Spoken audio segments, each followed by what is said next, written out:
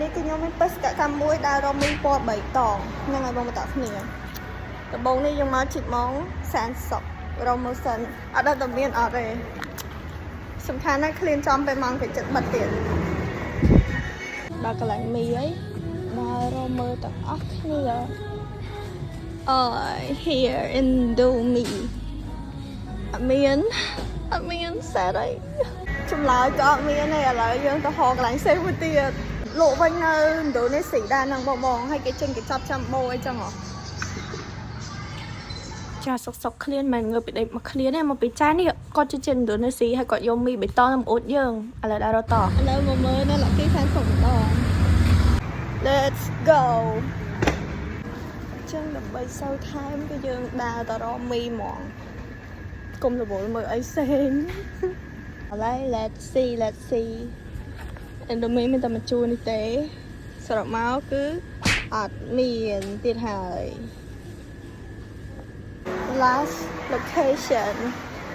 យ៉នសានសុកដល់ហើយឆែកទាំងអស់គ្នាឥណ្ឌូមីនៅខាងនេះអត់មានដដែលអូ sad but that's okay ញ៉ាំនេះមកចង់នេះជួយចិត្តដែរតា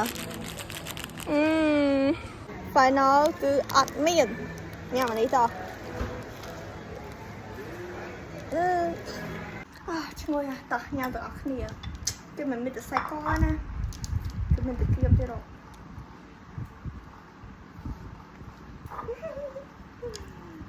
តាដាង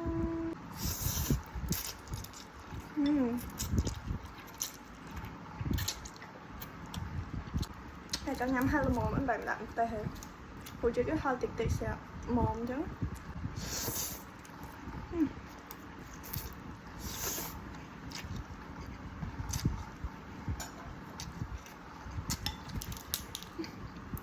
បាត់បាទ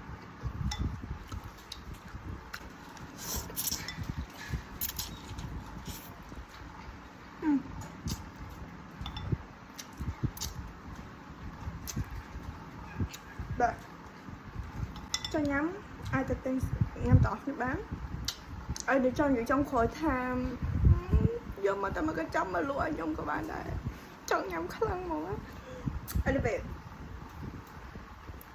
បាយចង់ញ៉ាំមកទៅសាក់បាន see you guys in the video